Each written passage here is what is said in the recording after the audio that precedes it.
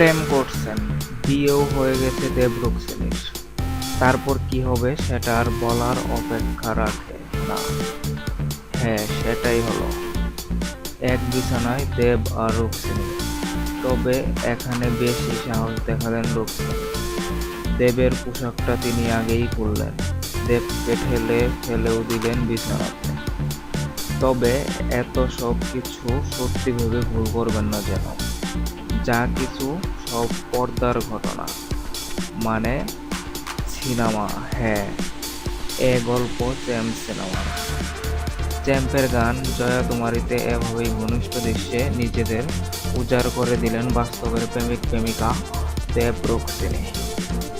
দেব প্রযোজিত চ্যাম্প ছবিটি আসছে রোজার ঈদে মুক্তি পাবে।